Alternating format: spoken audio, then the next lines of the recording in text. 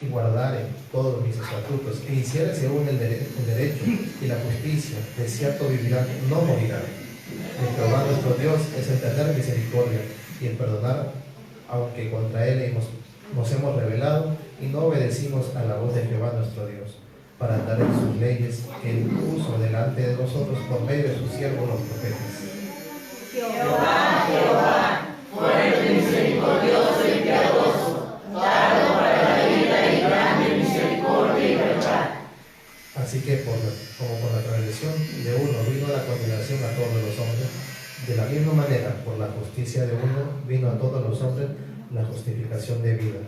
Porque así como por la desobediencia de un hombre los muchos fueron constituidos pecadores, así también por la obediencia de uno los muchos serán constituidos justos. Así que arrepentidos y convertidos, para que sean borrados vuestros pecados, para que venga de la presencia del Señor tiempo de refrigerio, y Él envía a Jesucristo, que os fue antes anunciado. Además, os declaro, hermanos, el Evangelio que os he predicado, el cual también recibisteis, en el cual también perseveráis, por el cual asimismo, si retenéis la palabra que os he predicado, sois salvos, si no creísteis en vano. Porque primeramente os he enseñado lo que asimismo recibí, que Cristo murió por nuestros pecados conforme a las Escrituras, y que fue sepultado, y que resucitó el tercer día, conforme a las Escrituras. Cree en el Señor Jesucristo y serás salvo. Creo, ayuda a mi incredulidad. E indiscutiblemente grande es el misterio de la piedad. Dios fue manifestado en carne, justificado en el Espíritu, visto de los ángeles, predicado a los gentiles, creído en el mundo, recibido arriba en gloria. Esta es la palabra de fe que predicamos, y que si confesares con tu boca que Jesús es el Señor, y creyeres en tu corazón que Dios te levantó de los muertos, serás salvo. Porque con el corazón se cree para justicia, pero con la boca se confiesa para salvación. Pues la Escritura dice: todo aquel que en él creyere no será avergonzado, porque no hay diferencia entre judío y griego, pues el mismo que es Señor de todos es rico para con todos los que le invocan, porque todo aquel que invocar el nombre del Señor será salvo. Jesús, Hijo de David, ten misericordia de mí. Dad vuestro corazón y no vuestros vestidos, convertidos a Jehová nuestro Dios, porque misericordioso es y clemente, tardo para la ira y grande en misericordia, y que se duele del castigo. Si decimos que no tenemos pecado, nos engañamos a nosotros mismos, y la verdad no está en nosotros. Si confesamos nuestros pecados, Él es fiel y justo para perdonar nuestros pecados y limpiarnos de toda maldad. Ten piedad de mí, oh Dios, conforme a tu misericordia, conforme a la multitud de tus piedades, borra mis rebeliones. Lávame más y más de mi maldad, y límpiame de mi pecado, porque yo reconozco mis rebeliones, y mi pecado está siempre delante de mí. Contra ti solo he pecado, y he hecho lo malo delante de tus ojos, para que seas reconocido justo en tu palabra, y tenido por puro en tu juicio. He aquí en maldad he sido formado, y en pecado me concibió mi madre. He aquí tú amas la verdad en lo íntimo, y en lo secreto me has hecho comprender sabiduría. Purifícame con hisopo y seré limpio. Lávame y seré más blanco que la nieve. Hazme oír gozo y alegría, y se recrearán los huesos que has abatido. Esconde tu rostro de mis pecados, y borra todas mis maldades. Crea en mí, oh Dios, un corazón limpio, y renueva un espíritu recto dentro de mí. Si con entendimiento y sinceridad has hablado, ten ánimo, hijo, tus pecados te son perdonados. Como que me presentaré ante Jehová, y adoraré al Dios Altísimo. Me presentaré ante Él como holocaustos, como becerros de un año. Se agradará a Jehová de millares de carneros, o de 10,000 arroyos de aceite. Daré mi primogénito por mi rebelión, el fruto de mis entrañas por el pecado de mi alma. Oh hombre, Él te ha declarado lo que es bueno. ¿Y qué pide Jehová de ti? Solamente hacer justicia y amar misericordia, y humillarte ante tu Dios. Los sacrificios de Dios son el espíritu quebrantado. Al corazón contrito y humillado no despreciarás tú, oh Dios. Se complace Jehová tanto en los holocaustos o víctimas como en que se obedezca a las palabras de Jehová. Ciertamente el obedecer es mejor que los sacrificios y el prestar atención que la grosura de los carneros. Pues este es el amor a Dios, que guardemos sus mandamientos, y sus mandamientos no son gravosos. Todo lo que Jehová ha dicho haremos. Si lo amáis, guardad sus mandamientos. A Jehová nuestro Dios serviremos y a su voz obedeceremos. Gloria al Señor y gracias por su misericordia. Continuamos ahora.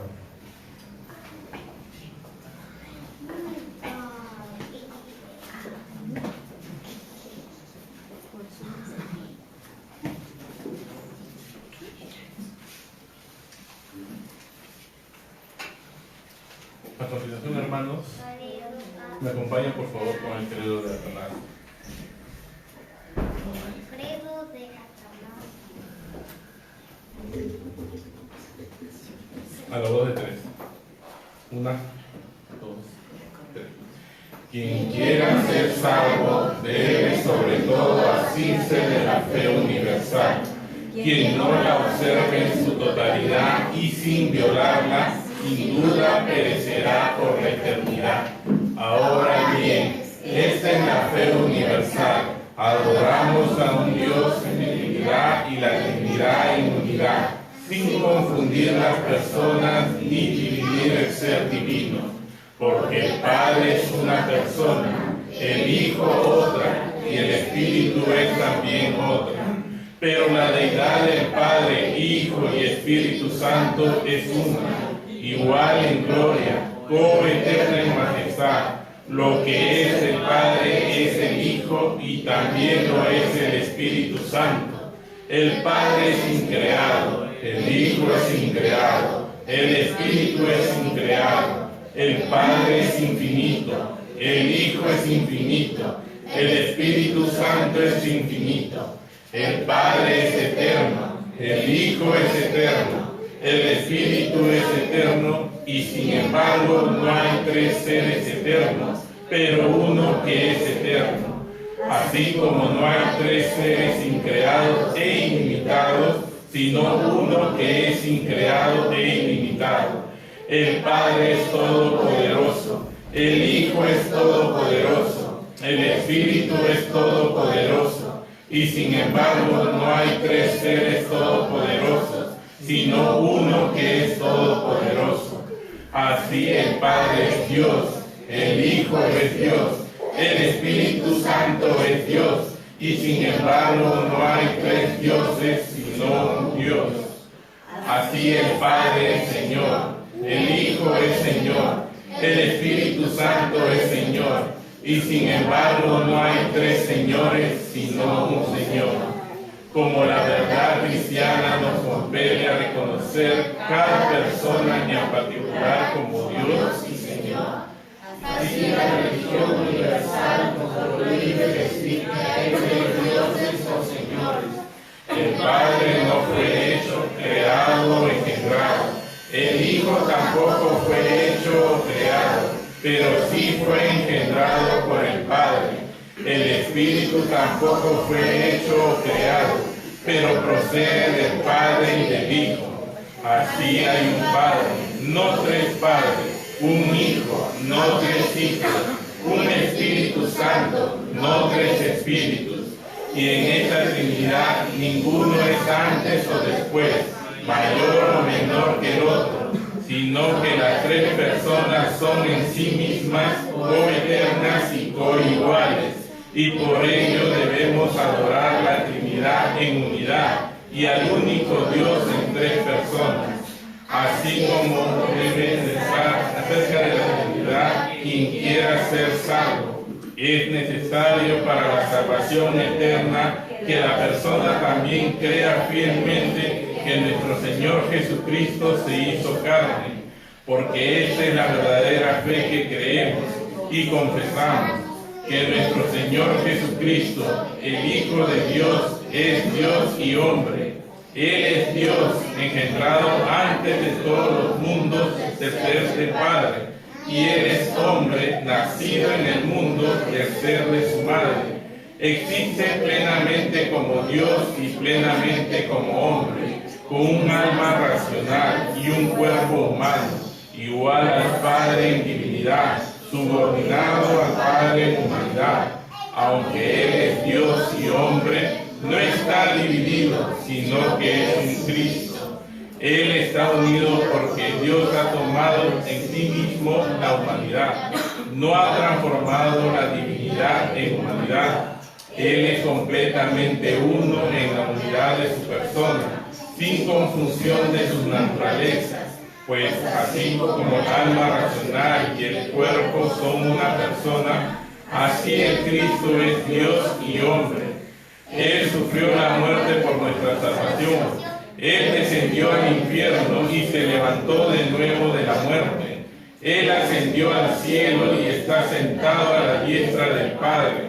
Él vendrá de nuevo a juzgar a los vivos y a los muertos. En su venida, toda la gente se levantará corporalmente para dar cuenta de sus obras. Los que han hecho el bien entrarán a la vida eterna. Los que han hecho el mal entrarán al fuego eterno. Esta es la fe universal.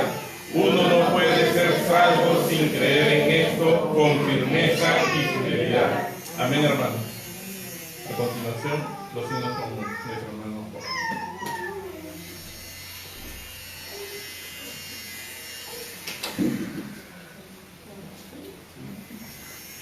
Bendiga el Señor, mis hermanos. Muy buenos días. Les invito a que se pongan de pie. Vamos a cantar. Vamos a expresar nuestra adoración al Señor, empezando con un himno dirigido a la Trinidad. Dios manifestándose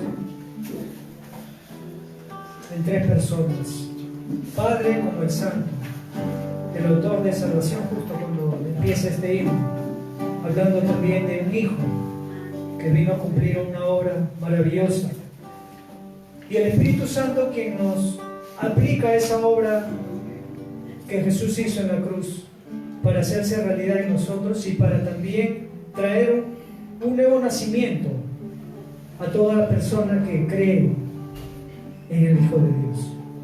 Así que, hermanos, vamos a cantar al Señor.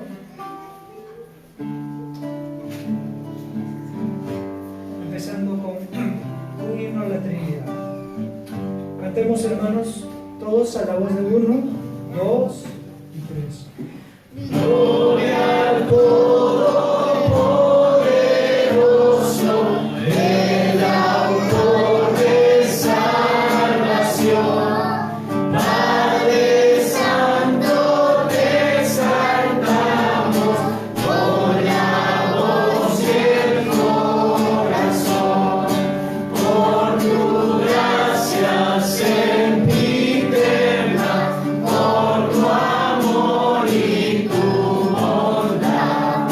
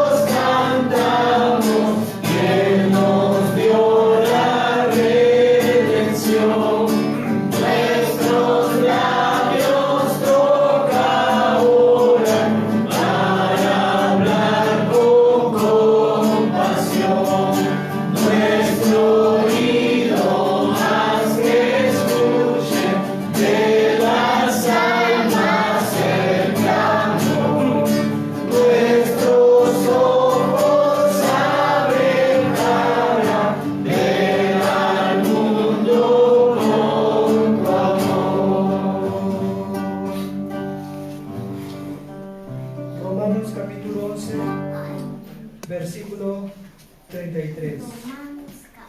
El apóstol Pablo nos habla de las cosas grandes, toda la majestad que hay dentro, contenida en el Evangelio. Oh profundidad de las riquezas, de la sabiduría y de la ciencia de Dios. ¿Qué riqueza, hermano? Es una riqueza material, es una riqueza que podemos nosotros ubicar y encontrar en toda la obra que Cristo ha hecho. ¿Te imaginas, hermano? Creo que ni siquiera, como dijo Pablo, ni siquiera la imaginación del ser humano o del creyente, al contemplar una imagen acerca del cielo, ni siquiera puede llegar a esa comprensión, de tal manera que el creyente ni siquiera puede describirlo. Hasta Pablo le fue, digamos, limitado a decir estas cosas. Entonces, esas cosas que tú y yo todavía no podemos quizás poder observarlo, verlo, palparlo, pero podemos disfrutar de aquellas bendiciones, porque hay una esperanza en medio de esas riquezas. Hay una sabiduría inmensa, hermano, que pasa todo conocimiento y límite humano. Y esas son las cosas que el Señor tiene preparado para aquellos que lo aman, dice su palabra. Y la pregunta es, ¿cuántos se gozan por estas verdades? Cada uno de nosotros, cuando empieza a vivir la vida cristiana, puede encontrarse con muchas dificultades, pero esto también debería ser una de las cosas que nos debería llevar a contemplar que esto es pasajero, hermanos. Todo lo que vivimos y atravesamos en esta tierra es pasajero. Pero de hecho que muchas veces en estos momentos, al vivir una dificultad, una travesía tan difícil, a veces nuestra mente no logra entender estas riquezas. Pero hoy vamos a cantar, vamos a disfrutar, porque cuando cantamos también el Señor está aquí, está presente, hermanos. Él puede en tu corazón llenar un regocijo, porque esto viene algo del Espíritu, no es algo intelectual, es algo que nace del Espíritu Santo. Y vamos a gozar cantando al Señor como lo hicieron los antiguos, los primeros creyentes, a pesar de la dificultad, a pesar de estar perseguidos, a pesar de que su cuerpo estaba desgastado por tanta persecución, incluso en la enfermedad. Pablo decía, me regocijo, y él animaba a sus hermanos a regocijarse también en esto. Así que vamos a cantar al Señor estas verdades y a contemplar y a disfrutar, hermanos, y a cantarlo con una convicción y una certeza que Dios ha puesto en nosotros los creyentes. Cantemos al Señor.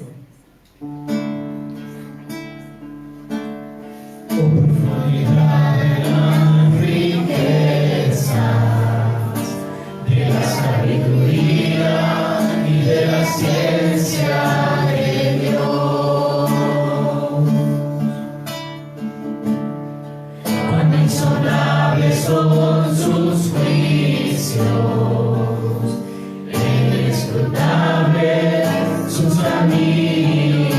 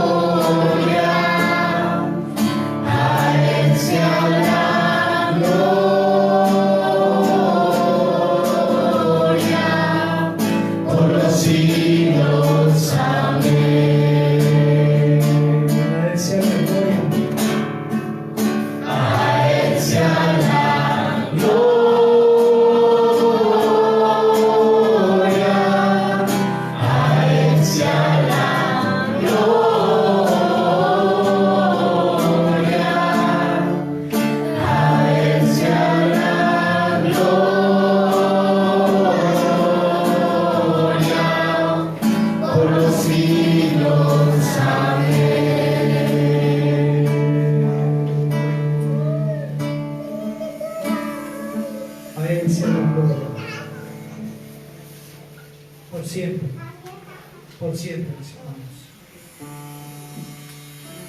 Cantemos, oh qué amor incomparable. Cantemos este himno maravilloso. Porque amor incomparable. Un himno que debemos cantarlo siempre con fervor, con gozo, levantando nuestras voces, elevando nuestro corazón, dirigiéndonos al Señor. Cantemos a la voz de 1, 2 y 3. Oh, qué amor incomparable,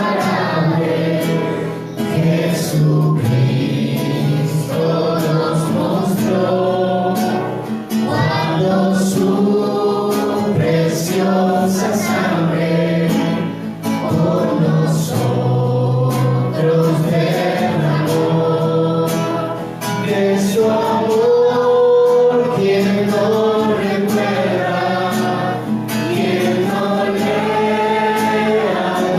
adorará, que salvado siempre será nuestro príncipe de paz.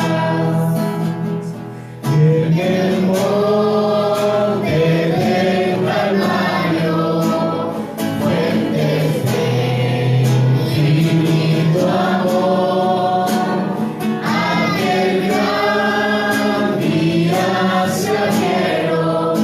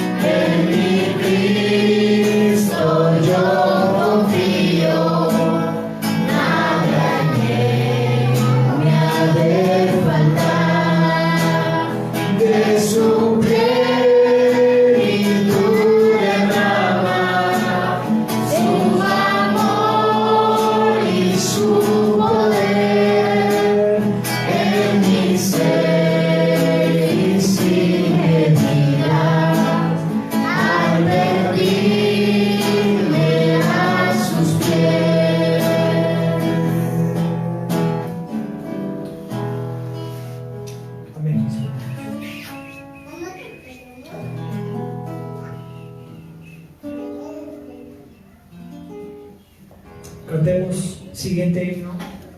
Él me sostendrá. Cantemos a la voz de 1, 2 y 3. Si mi fe de caer, Él me sostendrá. En la tentación yo sé.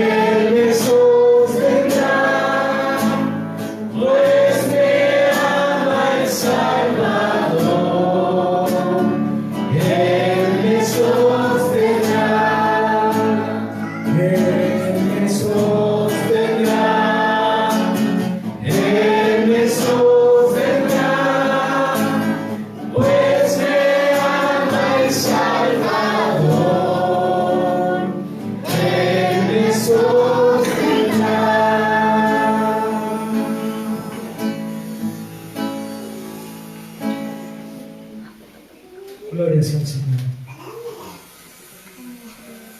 Confiemos en eso, que Él nos sostiene. Cantemos al Señor el último himno. Victoria en Cristo. Victoria en Cristo, eso ya. Cantemos a la voz de 1, 2 y 3. Bendita historia.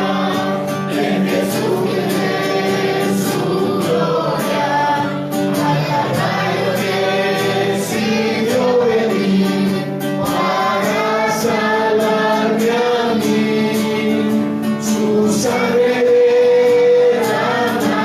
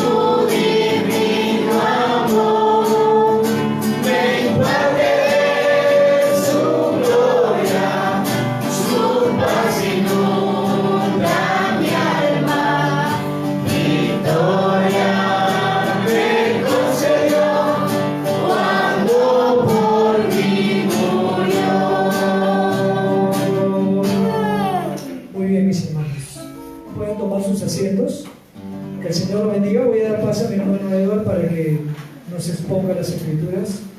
Y el Señor, hermanos, abra nuestro entendimiento y nuestro corazón, y cada uno de nosotros decidamos ser receptivos a la Escritura.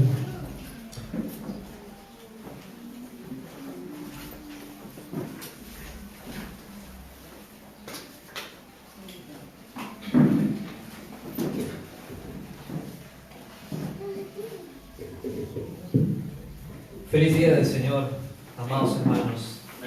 Acompáñenme con sus Biblias a Mateo capítulo 6. Tenga abierto Mateo capítulo 6, versículo 9.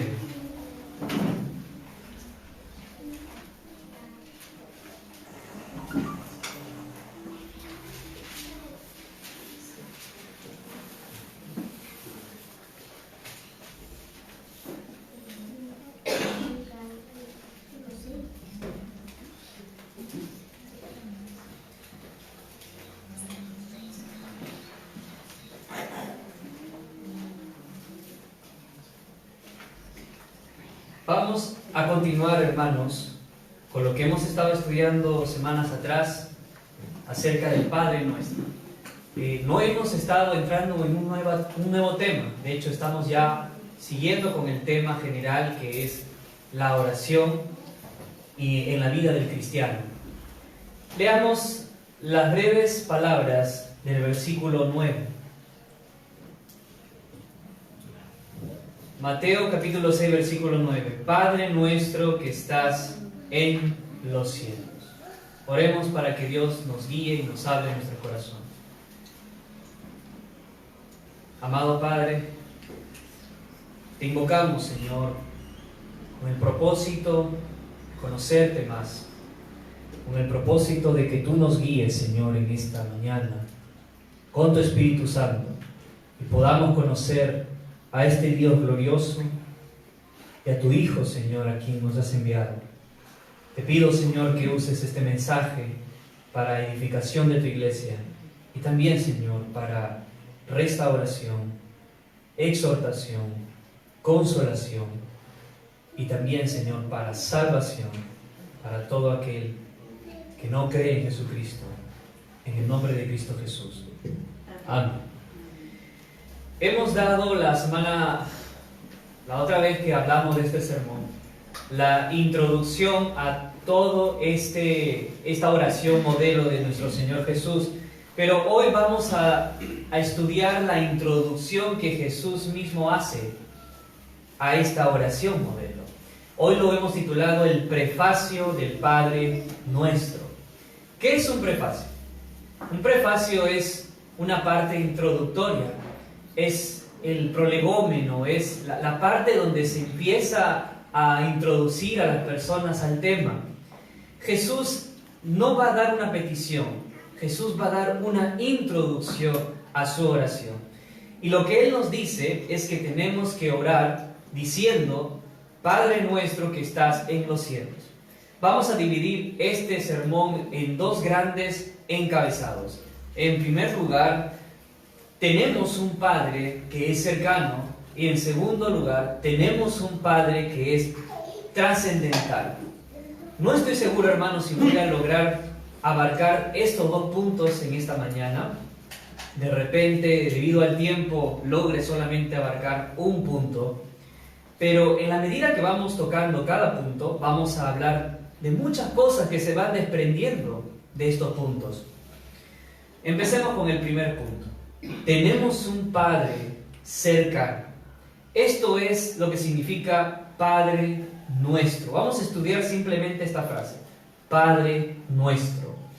Mucho se puede decir al respecto de estas dos palabras, pero quiero decir dos cosas preliminares que ustedes deben saber. En primer lugar, oramos solamente a Dios.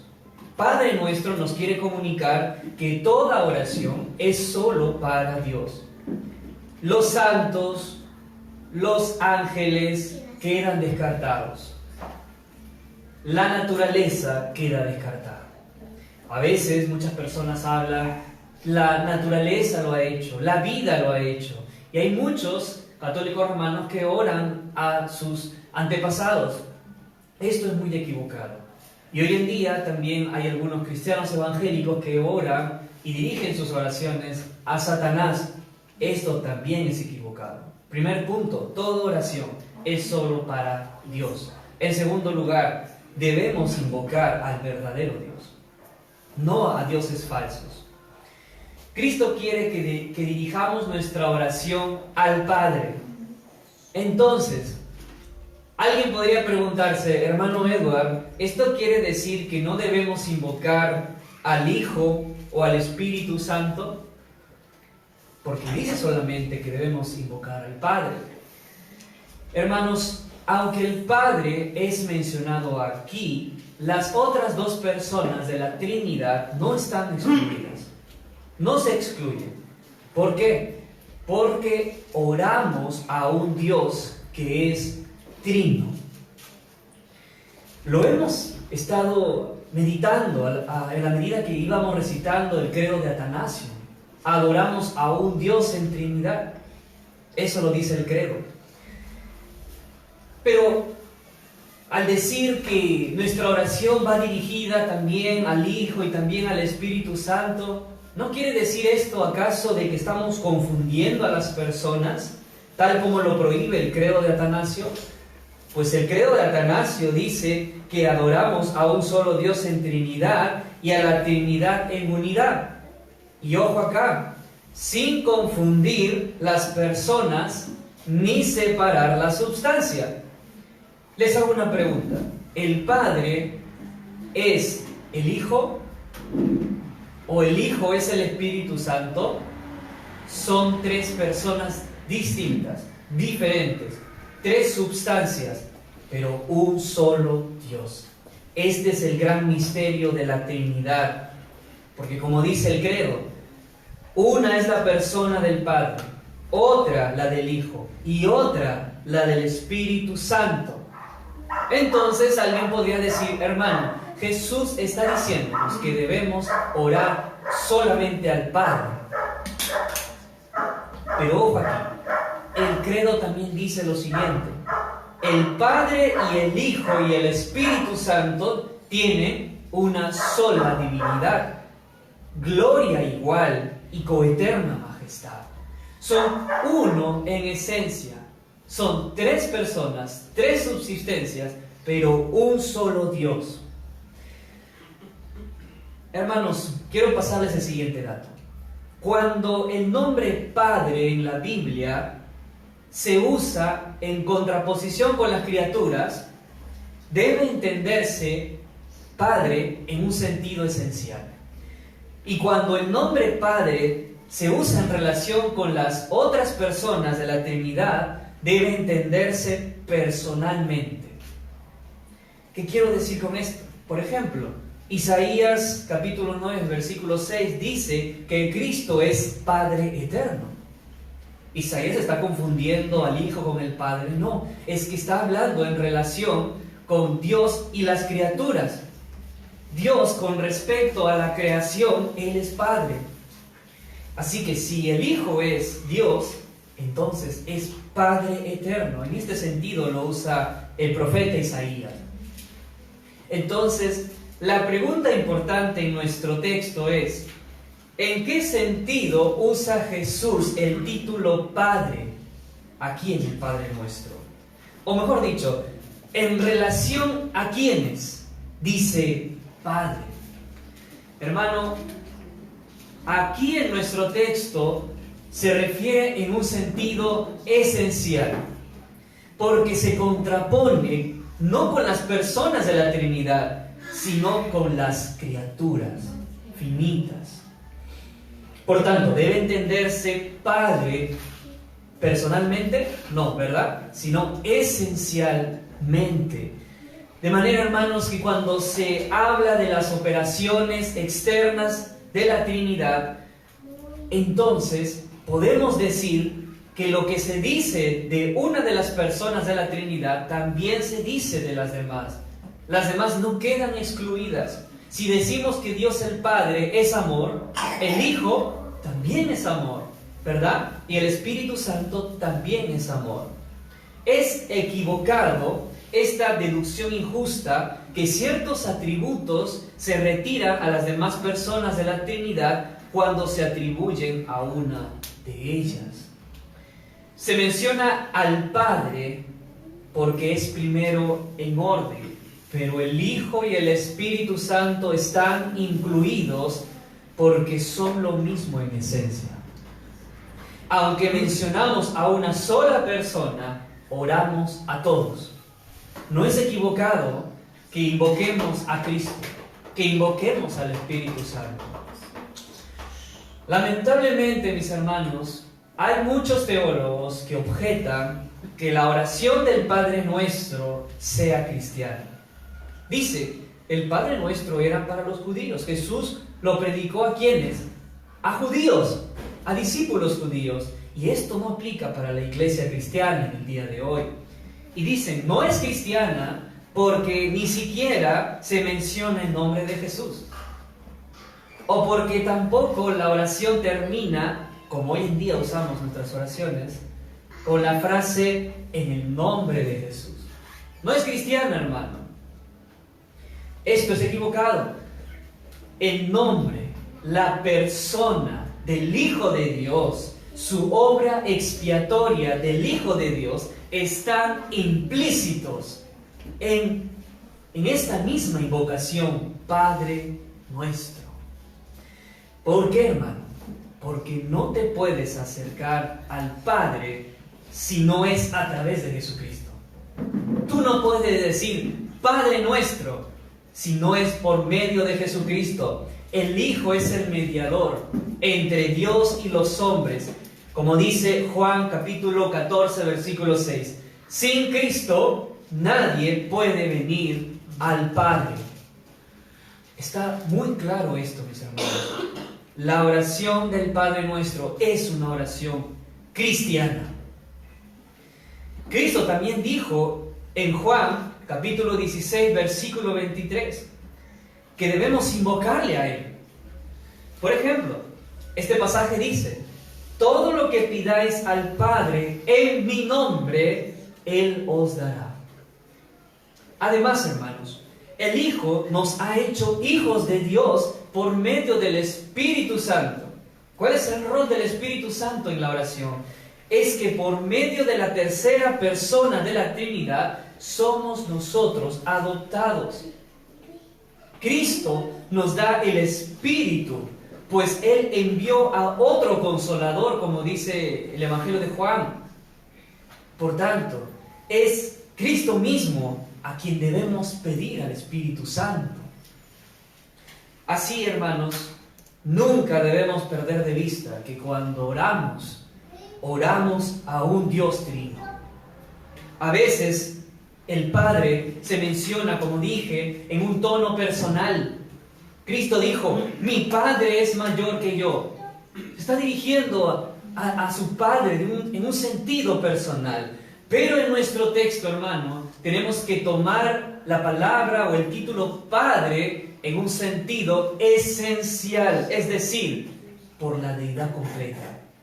Padre nuestro, en otras palabras, es decir, voy a invocar a un Dios trino. ¿Por qué es importante esto? Esto es tan importante, hermanos, porque si usted no ora invocando un Dios trino, usted no está orando en absoluto. Negar, como hemos visto en el credo hace un momento, negar la Trinidad incluso te hace que no seas cristiano. Te pierdes el cielo. Ahora, hermanos, dicho estas dos cosas preliminares que podemos ver en nuestro texto, Padre Nuestro nos enseña que debemos invocar solamente a Dios, pero por otro lado que debemos invocar al Dios verdadero, no a dioses falsos. Ahora, en tercer lugar, quiero decirles lo que debemos entender acerca de la paternidad de Dios, el significado de la paternidad de Dios. En primer lugar, lo que podemos sustraer de este texto es que Dios, en un sentido, es Padre de toda la creación. ¿Qué quiero decir con esto, mis hermanos? Dios en un sentido creacional, es Padre de toda la humanidad. Muchos se han hecho la pregunta, ¿la idea de Dios como Padre es una idea exclusivamente del cristianismo? O sea, ¿otras religiones nunca han visto a Dios como Padre? Quiero ser cuidadoso aquí, porque en un sentido la idea o la noción de Padre, en un sentido bíblico, es exclusivo del cristianismo. Pero voy a empezar diciendo lo siguiente. Aunque el pensamiento bíblico de Dios como Padre fue sacado por los judíos del Antiguo Testamento, los paganos no desconocieron del todo esta idea. Es interesante, hermano, que algunos dioses paganos tengan en su significado una relación muy íntima con este título, Padre nuestro que estás en los cielos.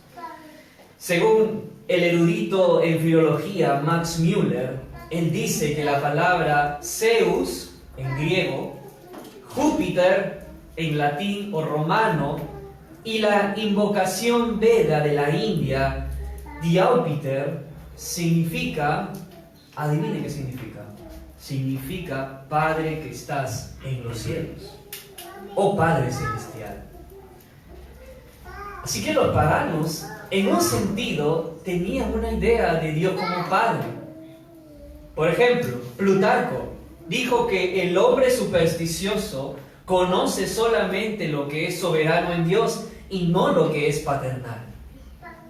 Séneca dijo que Dios tiene una mente paternal para con los hombres buenos.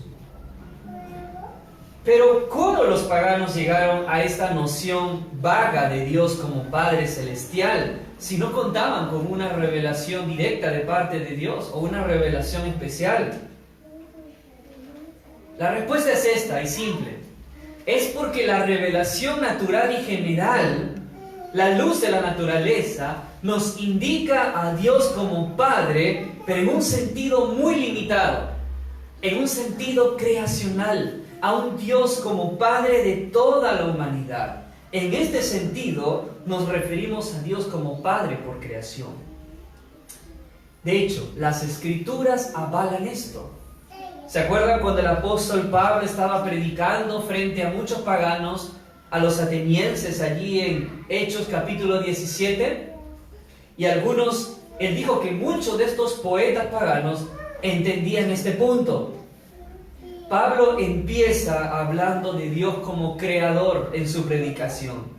Y dice en el versículo 28, porque en Dios vivimos y nos movemos y somos, como algunos de vuestros propios poetas también han dicho, porque linaje suyo somos.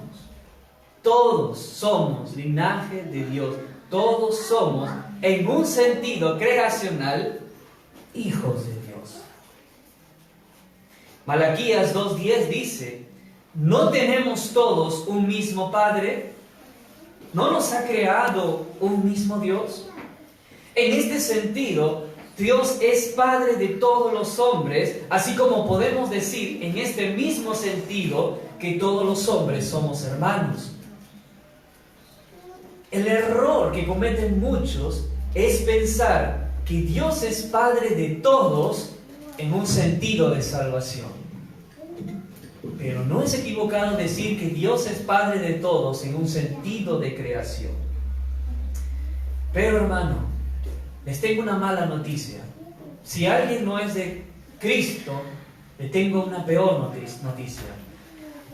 Dios, en un sentido de creación, o ver a Dios como Padre en el sentido de creación, trae poco consuelo.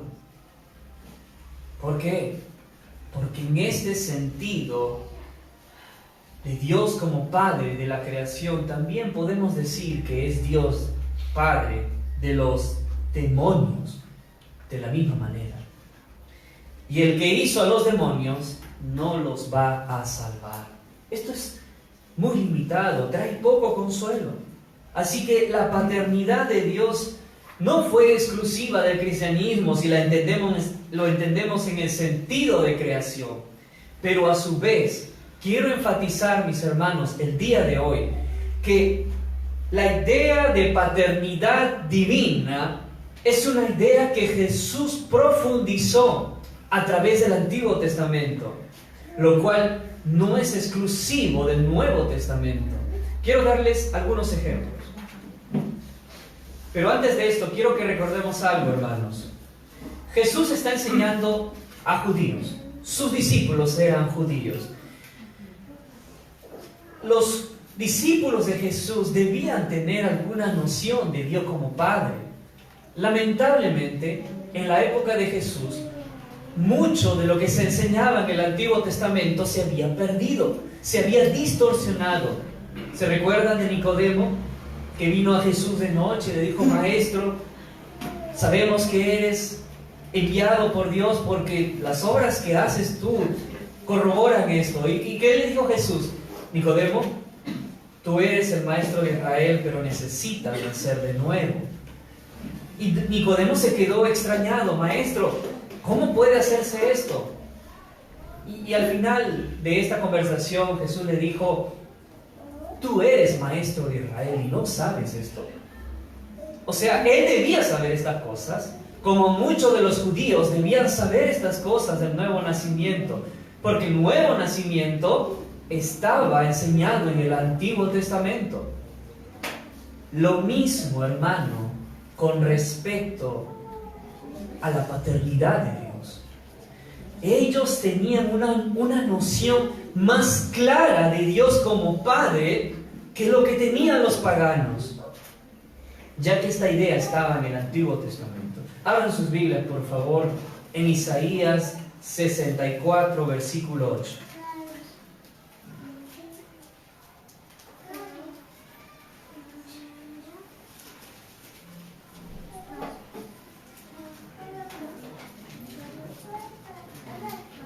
Noten lo que dice Isaías 64, versículo 8. Isaías dice: ahora pues, Jehová, tú eres nuestro Padre, nuestro barro, y tú el que nos formaste, así que obra de tus manos somos todos nosotros. Isaías estaba confirmando esta noción de paternidad creacional. Los judíos también entendían a Dios como Padre de su nación. Primera de Crónicas, capítulo 29, versículo 10. Dice lo siguiente, escuchen, mis hermanos: asimismo se alegró mucho el rey David, y bendijo a Jehová delante de toda la congregación, y dijo David, escuchen, David dijo lo siguiente: bendito seas tú, oh Jehová, Dios de Israel, nuestro Padre, desde el siglo y hasta el siglo. Y también entendieron que Dios era un Padre cercano a ellos, algo que las religiones paganas no entienden.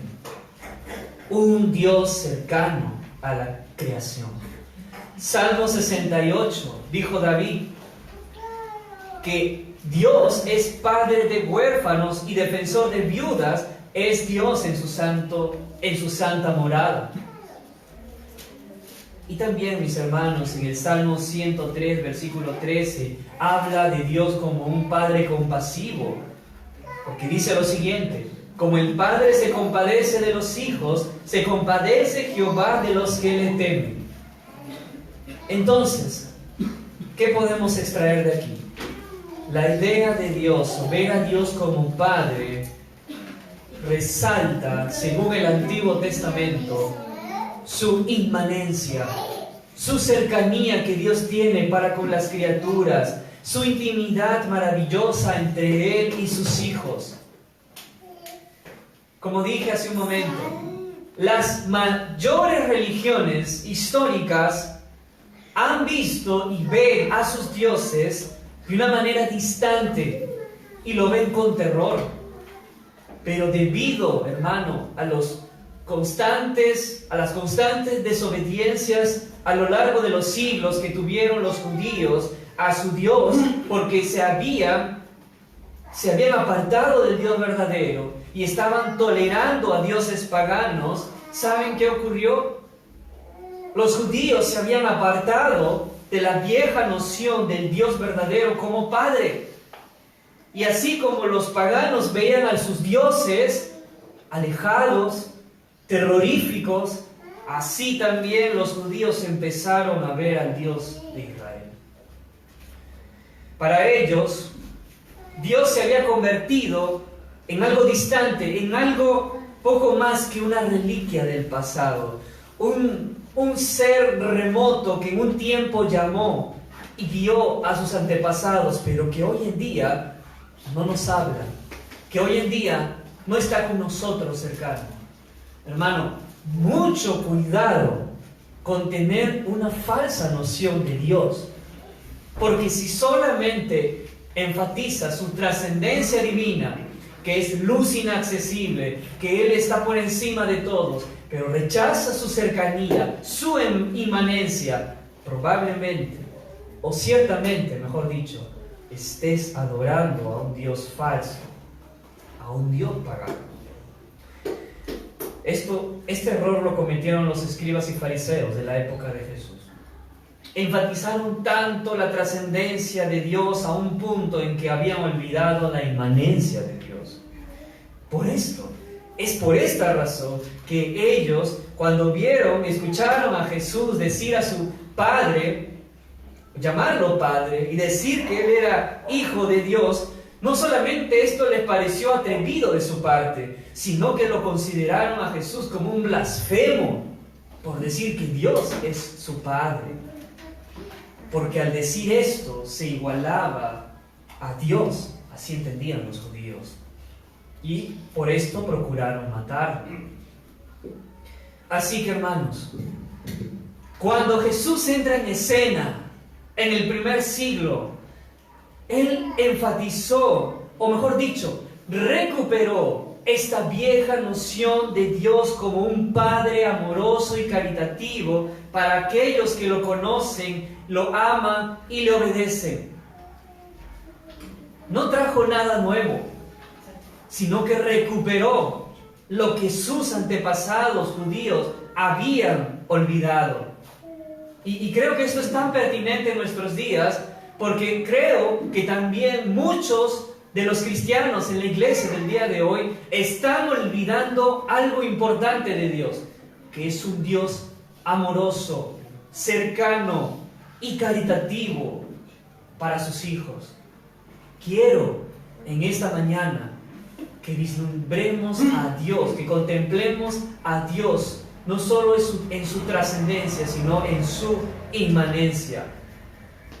Pero Jesús, al tratar este tema, fue más allá que los paganos. Los paganos veían a Dios como un Padre de toda la creación, pero Él también fue más allá de lo que los judíos entendían en el Antiguo Testamento. Un Dios cercano, un Dios que era el Padre de la nación de Israel. Jesús profundizó más la paternidad de Dios y le dio una connotación salvífica.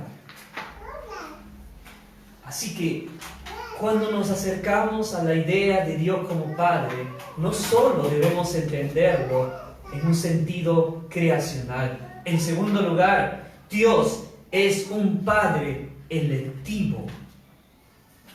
Dios es un Padre discriminador en el buen sentido de la palabra. En el sentido de salvación, Él no es Padre de todos. Él es discriminativo. Escoge a un pueblo para salvación. Esto lo dice muy claro el apóstol Pablo en Efesios 1, versículo 4. Él nos escogió en Cristo. Es decir, no todos han sido escogidos por Dios. En este sentido, Él es Padre de unos pocos. Y en tercer lugar, Dios es Padre por gracia especial. Hermano, esto es un privilegio que uno debe recordarse siempre.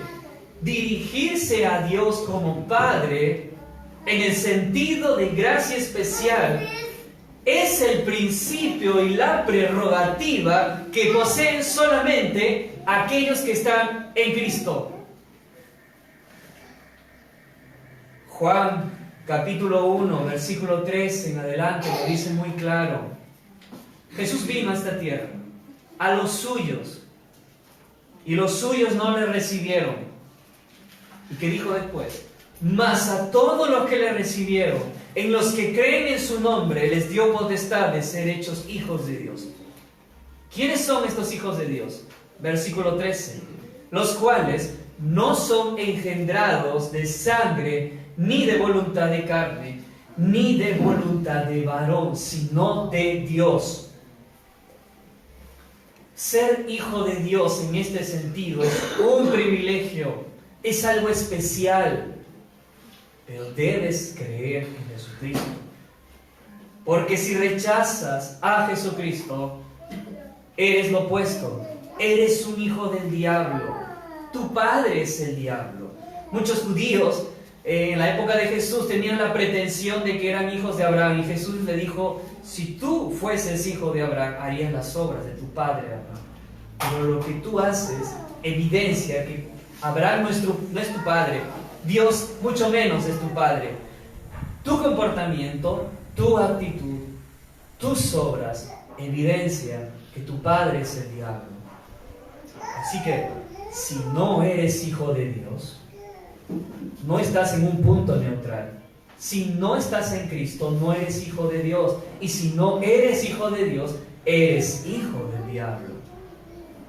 Dios consagra a los elegidos, a ese pueblo que Él escogió, que llamamos la iglesia. Los eligió por el Espíritu Santo y ha infundido en ellos un principio sobrenatural de santidad.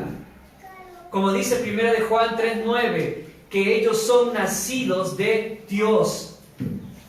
Por tanto, hermanos, cuando Dios nos salva, cuando somos regenerados, hay algo que ocurre que es podemos decir que es un misterio, pero es una bendición espiritual. Es una consecuencia de la regeneración. Es nuestra unión con Cristo. Los que son regenerados son unidos a Cristo. Y es debido a esta unión con Cristo que somos llamados hijos de Dios. Es porque estamos en Cristo que somos, por la fe, hijos de Dios por adopción. Él nos adopta en su familia, debido a que estamos unidos a Cristo. ¿Quién es Cristo? Cristo es el Hijo de Dios. ¿Quiénes somos nosotros por adopción? También hijos de Dios. Pero no somos hijos de Dios en la misma categoría que el Hijo de Dios lo es con respecto al Padre. Pero con toda propiedad podemos decir que Cristo es nuestro hermano mayor. Pero reconociendo que Él es hijo, que Él tiene la primogenitura, es el hijo mayor, no por adopción, sino por generación eterna. El Padre no es creado, el Hijo tampoco es creado, el Padre no es engendrado, el Hijo no es creado, pero es engendrado por el Padre. Es un engendramiento eterno. No es que Cristo tiene un comienzo, mucho menos un fin. Es un engendramiento eterno. Es en virtud a ello que al unirnos con Cristo somos hijos de Dios, pero por adopción. Y solo ellos pueden decir Padre nuestro, y nadie más. Quiero que vayamos a un pasaje de la Biblia que es muy, muy importante. Romanos capítulo 8, versículo 14 al 17. Abran sus Biblias, hermanos, por favor.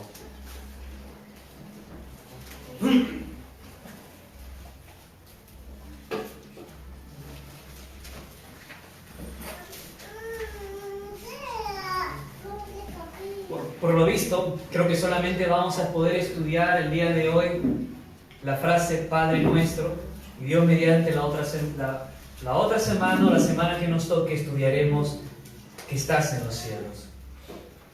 Pero no quiero correr por correr, creo que hay muchas riquezas en esta frase. Romanos 8, versículo 14, hermanos. Pablo dice lo siguiente: porque todos los que son guiados por el Espíritu de Dios, estos son hijos de Dios. Pues no habéis recibido el espíritu de esclavitud para estar otra vez en temor, sino que habéis recibido el espíritu de adopción, por el cual clamamos, Abba, Padre. El Espíritu mismo da testimonio a nuestro espíritu de que somos hijos de Dios. Y si hijos de Dios, también herederos. Herederos de Dios y coherederos con Cristo, si es que padecemos juntamente con Él, para que juntamente con Él seamos glorificados. Hermano, hay rica doctrina en este pasaje. No vamos a poder abarcar todo lo que este pasaje nos puede comunicar. Pero ¿han notado la exclusividad de Dios? Solo los creyentes, solo los que están en Cristo pueden llamar a Dios Padre, en el sentido amplio del término. Y también pueden llamarse unos a otros hermanos. Pero esto, hermanos, nos muestra a un Dios que es cercano a sus hijos. No solamente un Dios que es cercano a su criatura, sino un Dios que es Padre cercano a sus hijos. Pablo, en este pasaje, contrasta dos espíritus: el espíritu de esclavitud y el espíritu de adopción. Esto es importante para que ustedes entiendan lo que significa ser hijo de Dios. Calvino, comentando este pasaje, dijo lo siguiente, y cito: espíritu de esclavitud o de servidumbre, es decir, aquel que puede deducirse de la ley. Y al otro, el espíritu de adopción, que es por el Evangelio. Dice que el primero fue dado antiguamente por causa del temor, y el otro ha sido ahora dado por razón de seguridad. Hay un pasaje, hermano, que nos va a explicar mejor este sentido. Es Hebreos, capítulo 12, versículo 18. El autor de Hebreos dice lo siguiente: porque no os habéis acercado al monte que se podía palpar y que ardía en fuego, a la oscuridad, a las tinieblas, a la tempestad, al sonido de la trompeta y a la voz que hablaba, la cual los que la oyeron rogaron que no se les hablase más, porque no podían soportar lo que se ordenaba. Si aún una bestia tocaba el monte, será apedreada o pasada con dardo. Y tan terrible era lo que se veía, que Moisés dijo: estoy espantado y temblando. No se han acercado al monte que causaba terror, que mostraba al Dios que tiene absoluta santidad y que su santidad causa terror en la criatura. Esto es cierto, pero dice algo el autor de Hebreos: sino, versículo 22, que os habéis acercado al monte de Sión, a la ciudad del Dios vivo, Jerusalén la celestial, a la compañía de muchos millares de ángeles, a la congregación de los primogénitos que están inscritos en los cielos, a Dios el juez de todos, a los espíritus de los justos hechos perfectos, a Jesús el mediador del nuevo pacto, y a la sangre rociada que habla mejor que la de Abel. Lo que hace el autor es comparar la ley y el Evangelio. En un sentido, la ley es dicho por lo que enseña el Antiguo Testamento. A veces se usa de manera sinónima la ley y el Antiguo Testamento. La ley atormenta, la ley agita el alma, La ley te muestra tu pecado. Pablo lo dijo, por medio de la ley es el conocimiento del pecado. La ley nos muestra nuestro estado miserable.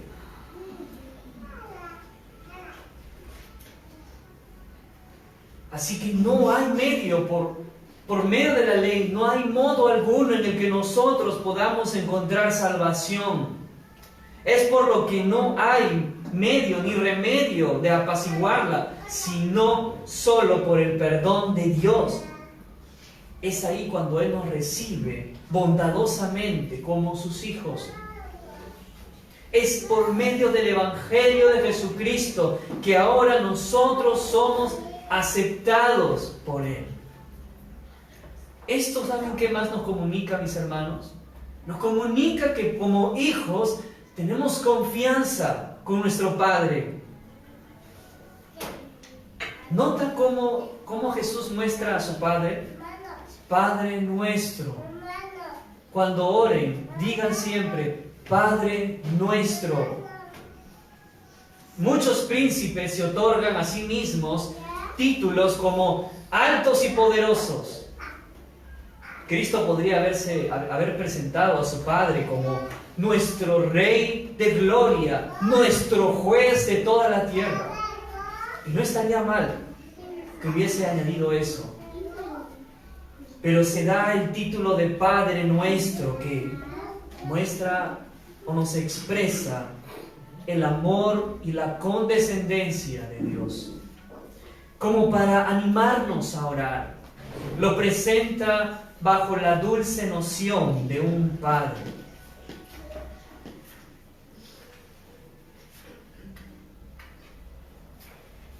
Pero no quiero que perdamos de vista Romanos 8.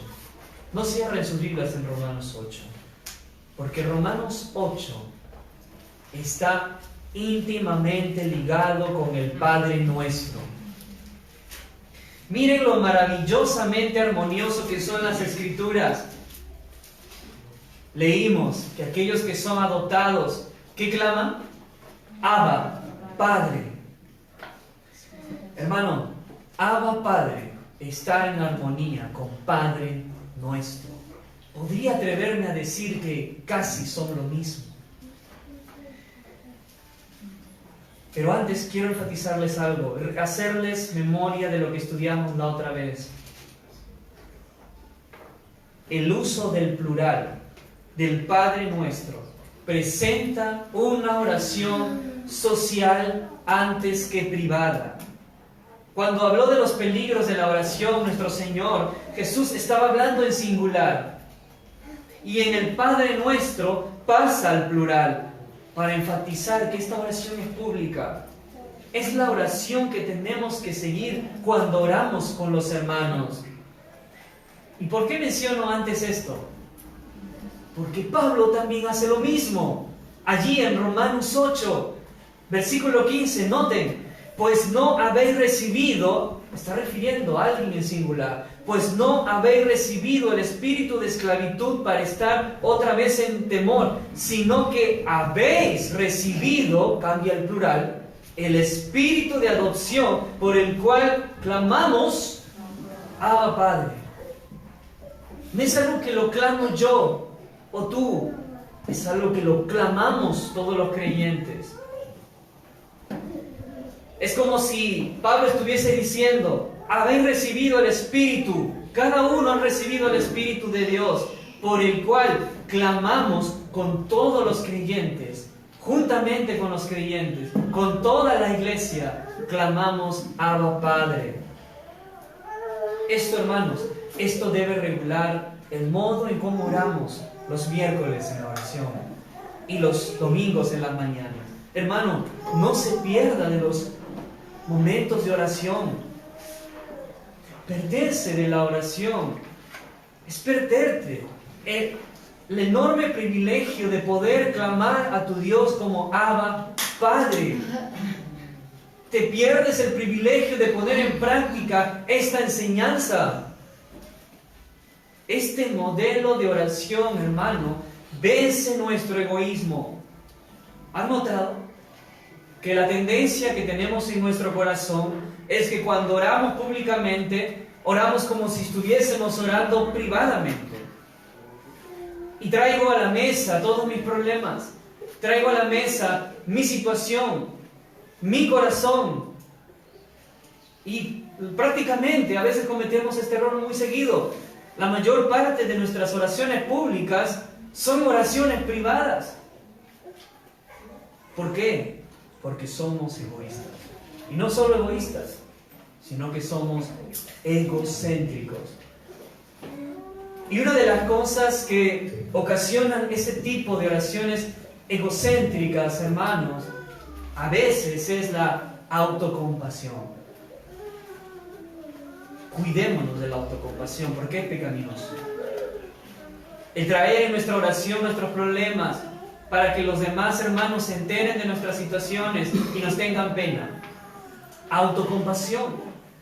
No hagamos eso en nuestras oraciones. Pablo dijo en Efesios 6:18 que debemos orar por todos los santos. Debemos interceder a Dios pidiendo lo que es mejor para todos, no solo para mí. No solo lo mejor para el que ora, sino lo mejor para los que están presentes. Tanto el Padre Nuestro como Romanos 8 nos está diciendo que esta oración, que cuando invocamos a Dios debe ser una invocación conjunta. Pero también quiero decirles lo que significa esta palabra, porque mucho se ha dicho acerca de Abba Padre. Y muchos han dicho que la palabra Abba significa papito en arameo. Sin embargo, no hay evidencia para esta traducción. De hecho, hermano, esta traducción superficial no transmite la reverencia que contiene la palabra Abba. ¿Qué significa Abba en arameo? Simplemente significa padre. Abba en arameo, padre en griego. ¿Qué está diciendo acá Pablo? Está haciendo una repetición doble de la misma palabra. Literalmente está diciendo padre, padre, padre en arameo, padre en griego. ¿Cuál es el punto de todo esto?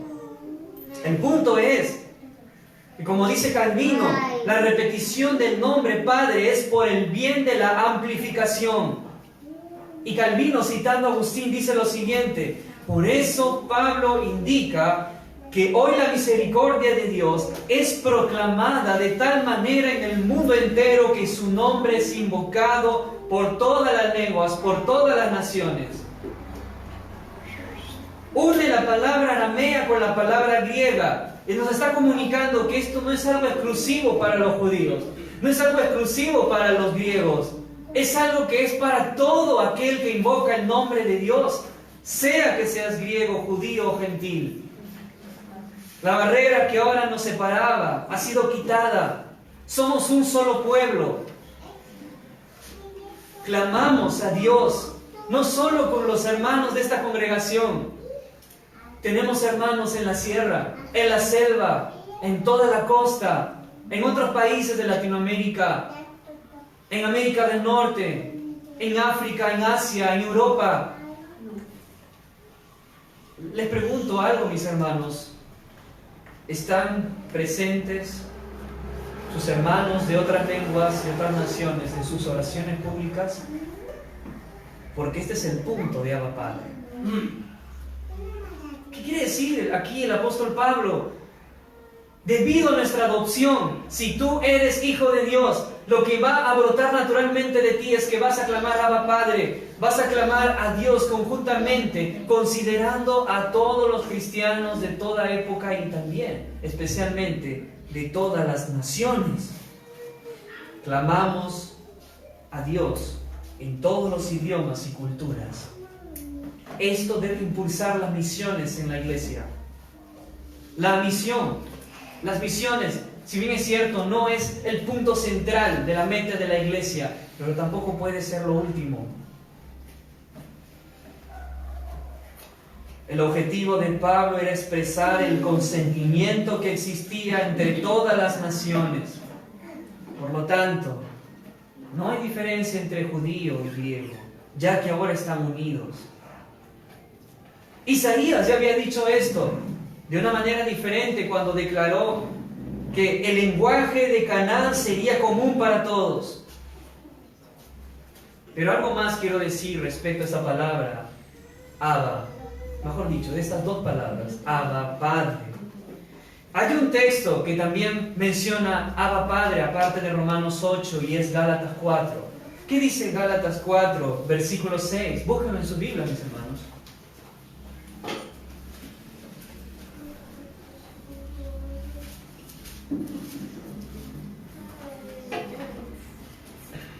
Gálatas 6 también usa la expresión Abba, Padre, y tiene una similitud impactante con Romanos 8.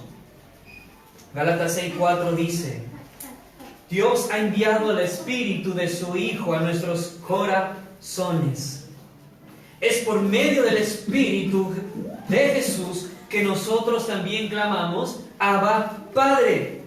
Así que, hermano, para entender mejor el significado de Abba, Padre, tenemos que hacernos la pregunta: ¿qué significa que Jesús clama Abba, Padre? Gálatas 4 nos está diciendo que no solamente son los hijos de Dios los que claman Abba, Padre, sino que es el Espíritu de Jesús que también clama Abba, Padre. Es interesante que hay otra tercera parte en la Escritura donde también se menciona esta palabra, y lo usa el mismo Hijo de Dios. Marcos capítulo 14, versículo 36. Marcos 14, 36 dice: Jesús está en el huerto de Getsemaní, a poco tiempo de ser crucificado. ¿Y qué dijo Jesús? Abba, Padre, todas las cosas son posibles para ti. Aparta de mí esta copa, mas no lo que yo quiero, sino lo que tú. ¿Quieres saber cómo clamar Abba, Padre? ¿Quieres saber cómo debemos invocar a nuestro Dios Padre, a nuestro Padre nuestro? Miren cómo Jesús clamaba a su Padre. Sigan su ejemplo. ¿Cómo clamó al Padre Jesús en el huerto de Getsemaní? Analicemos el texto. Primero reconoció que su Padre es todopoderoso. Todas las cosas son posibles para ti. Él es todopoderoso. Él puede. Él es omnipotente. Pero luego le dice: aparta de mí esta copa. Jesús nos está moldeando la libertad que tenemos los hijos de Dios para derramar nuestro corazón delante de la presencia de Dios. Dios sabe todo, Él ve todo en lo secreto. No puedes ir a Dios engañándole. Con Él no puedes ser hipócrita. A Él ve con toda la libertad. Derrama en tu corazón. ¿Tienes ira en tu corazón? Muéstrale a Dios que tienes ira en tu corazón. Revélale ello aunque Él lo conozca. Hay pecado en tu vida. Derrama tu corazón y sé honesto ante la presencia de Dios. Jesús le dijo como hombre: aparta de mí esta copa. ¿Significa que Él no quería someterse a la voluntad de su Padre? Claro que no. Porque vemos después que Él se sometió a la voluntad de su Padre cuando dijo: mas no lo que yo quiero, sino lo que tú. Jesús estaba angustiado hasta la muerte. Y sin embargo, Él no reclamó sus derechos. Él no dijo: yo soy Dios también, por tanto, yo no merezco sufrir esta muerte. No, sino que se despojó a sí mismo y se sometió a la voluntad de Dios su Padre. Esto, hermanos, también se implica de nuestra invocación Padre nuestro o Abba Padre. Nos sometemos a la voluntad de Dios. No puedes acercarte a Dios con tu corazón rebelde, yendo en contra de su voluntad. Hermano, a veces los propósitos eternos de Dios requieren un no a nuestros deseos del momento. Pablo tenía un aguijón en su carne y le pidió 3 veces que Dios se le quitase y Dios se le negó y le dijo: bástate mi gracia, porque mi poder se perfecciona en la debilidad. Clamar Abba Padre es reconocer que yo no soy el Aladino y Dios no es el genio de la lámpara. Dios no es alguien a quien tú puedas manipular. Él no es Santa Claus. Él no es tu papito. No es como tu abuelo que te puede dar las cosas que a ti te place cuando quieras. Tú eres siervo, eres un esclavo. Un siervo inútil, dijeron los discípulos. Puedes expresar con toda sinceridad todos tus deseos a tu Padre, mientras sometas tus deseos a su voluntad, porque su voluntad siempre es mejor. Quiero culminar, hermano, con lo siguiente.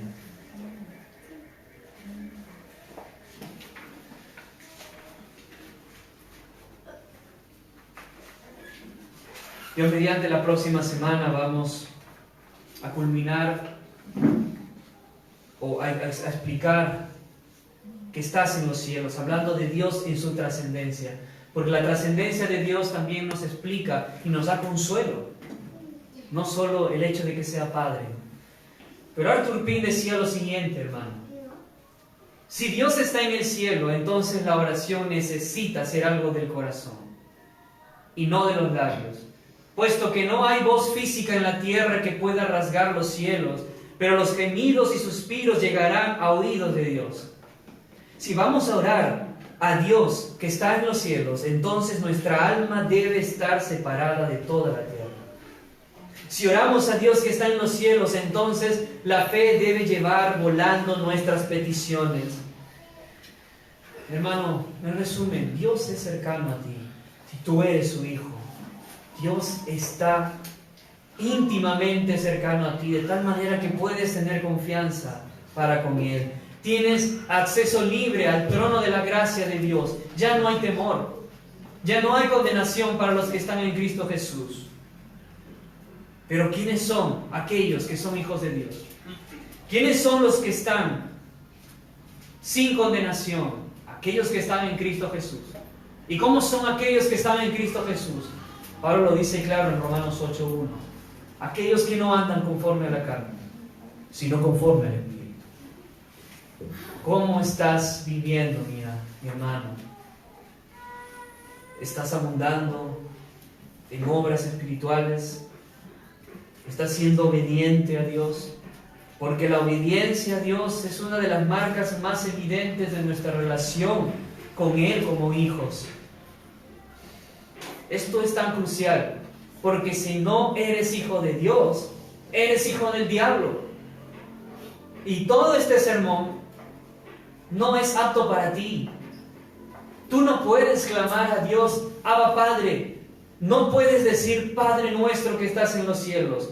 O claro, lo puedes decir con tu boca, pero no con tu corazón, porque no eres hijo de Dios.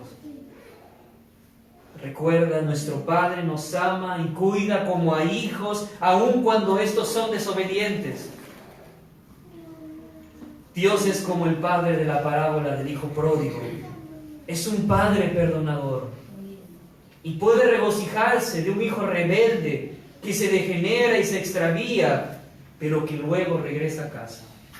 Quizás te has extraviado, quizás has perdido tu primer amor, quizás estás en rebeldía con Dios ahora, pero debes regresar a casa. Todo hijo de Dios, todo verdadero hijo de Dios teme a Dios y teme que su gloria se vaya. Les hago una pregunta, hermanos, para culminar. ¿Amamos a Dios y este amor causa en nosotros temor, celo, reverencia? ¿Tenemos miedo de perder la presencia de Dios? ¿De que el sol de justicia se salga de nuestro horizonte? Muchos tienen miedo de perder beneficios mundanos. Tienes miedo de perder tu trabajo porque si no, no vas a solventar tu casa. ¿Tienes miedo de que tengas alguna enfermedad porque te puedas morir? ¿Tienes miedo de que algo te falte, vestimenta, alimento, vestido, etcétera? ¿Temes más eso mientras tu temor debería ser perder la presencia de Dios? Si pueden tener salud y riqueza, no les importa nada más porque tienen la presencia de Dios. Un verdadero hijo de Dios no teme tanto como a la pérdida de la presencia de su Padre. Como dice Oseas 9:12, ¡ay de ellos cuando me aparte de ellos!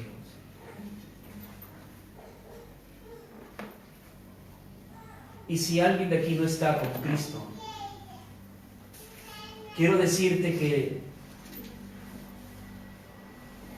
el mayor castigo que puedes recibir de parte de un Dios amoroso y benevolente es que Él te abandone, es que Él te deje a expensas de tu pecado, es que Él retire su mano bondadosa, retire su gracia y te deje en tus malos caminos. Teme eso, porque eso pasa, porque muchos se han desviado y muchos han permanecido así debido a que no han tenido temor a Dios y han seguido en sus pecados, en sus lujurias, en sus avaricias, en sus inmundicias. ¿Por qué? Por falta de temor a Dios, porque perdieron de vista la presencia de Dios. A los tales es necesario decirles: nunca es tarde. Mientras tengas aliento de vida, mientras Cristo no haya vuelto otra vez, mientras no te hayas muerto aún, mientras tengas vida, tienes esperanza. ¿Tienes vida hoy? Entonces hoy puedes venir a Jesucristo. ¿Has sido un gran pecador, un gran hipócrita? ¿Tu postrer estado ha sido peor que el anterior? Porque conociendo las verdades del Evangelio te has apartado con más luz. ¿Qué hay para ti? Si aún sigues vivo, hay esperanza, hay salvación. Por cuanto todos pecaron y están destituidos de la gloria de Dios. Jesucristo vino hace 2000 años para derramar su sangre por pecadores. Si vienes a Él, Él te recibe con brazos abiertos, tal como el padre de la parábola le recibió a su hijo, que fue un rebelde. Pero déjame decirte también la advertencia: si te mantienes en ese estado de perdición, no eres un hijo de Dios, eres un hijo de ira, hijo de desobediencia. Tu padre es el diablo. Todos los que son guiados por el Espíritu de Dios son hijos de Dios, dice Romanos 8:14. Y nadie puede llamar a Dios Padre sino aquellos que tienen la conducta del Espíritu Santo. Si hay en ti carnalidad, mundanalidad, pecaminosidad, y estás siendo guiado por el espíritu de envidia, lujuria y avaricia, no son guiados por el Espíritu de Dios. Sería una blasfemia llamar a los tales hijos de Dios. Sería también una blasfemia para ellos llamar a Dios su Padre. Son guiados por el espíritu de Satanás y pueden decir: Padre nuestro que estás en el infierno, porque su padre es el diablo. Pecador, no puedes hacer nada para tu salvación, pero Dios sí. Entonces ven a Él, clama por misericordia, porque Él tiene abundante misericordia. Él da misericordia y nunca se acaba. Los ricos tienen riquezas y cuanto más dan de sus riquezas se va agotando sus tesoros, pero Dios tiene un tesoro inagotable de misericordia. Cuanto Él más da misericordia, cuanto Él más da gracia, nunca se agota. Ven a Él. Él puede salvar tu vida. Oremos.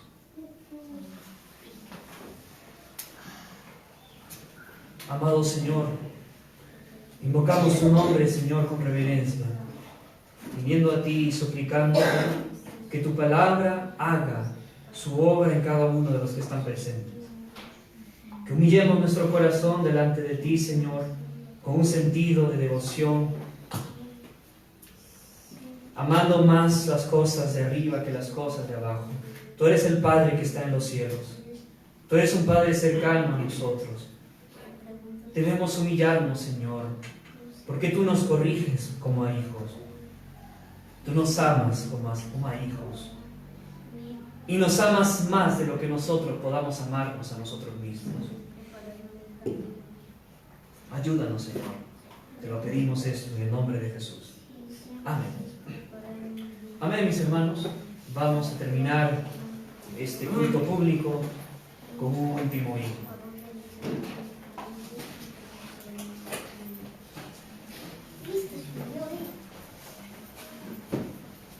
Pónganse de pie, mis hermanos. Vamos a cerrar el culto de la mañana cantando al Señor Victoria en Cristo. Nuevamente vamos a volver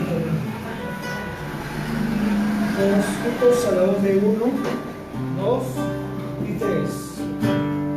Hoy bendita historia de Jesús que de su gloria, agradable del siglo venir, para salvarme a mí, su sangre derramada, se aplicó feliz a mi alma, me dio victoria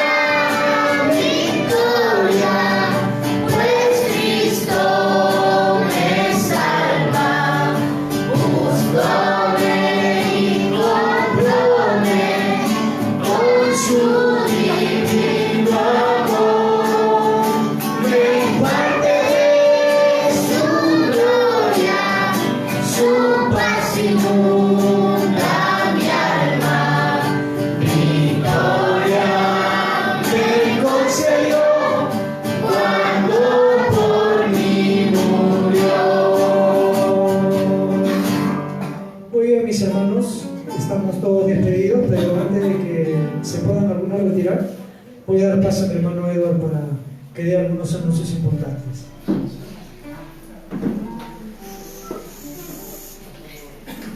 Mis hermanos, brevemente anunciarles, hacerles recordar que tenemos un cofre para nuestras ofrendas.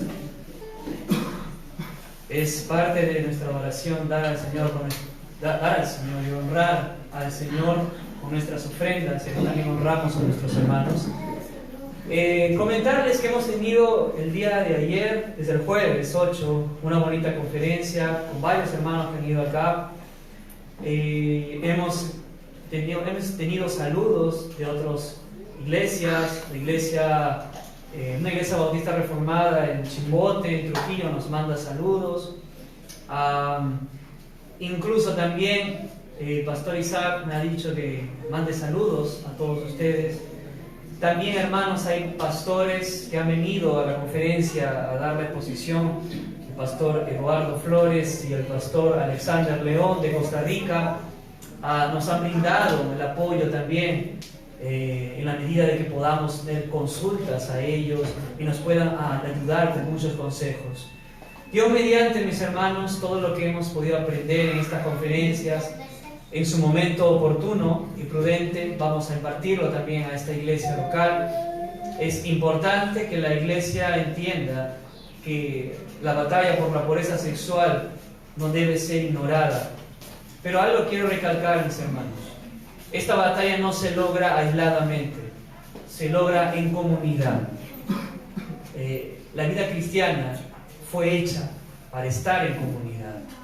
Y en este sentido, mis hermanos, también quiero rogarles que puedan quedarse en las tardes para pasar más tiempo de comunión y tener las clases de lo que da el hermano Jean-Pierre.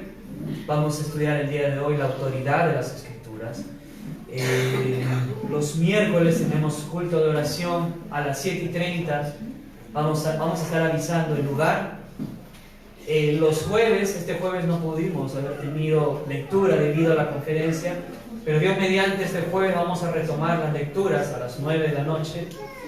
Y el sábado, hermano, no sé qué fecha cae este sábado, pero este sábado, hermanos, vamos a tener un bonito momento de mujeres y de varones. Así que es un momento en el que tenemos la oportunidad para fortalecer nuestra comunión, hablar de muchos temas importantes como el matrimonio, la soltería, nuestra lucha con el pecado, y cómo podemos fomentar la masculinidad bíblica, que los hombres se comporten como hombres, piensen como hombres, actúen como hombres, y las mujeres puedan desarrollar su feminidad bíblica, que se vistan como mujeres, que puedan hablar como mujeres, pensar como mujeres, actuar como mujeres. Esto es importante, hermanos, en nuestra batalla por la pureza sexual.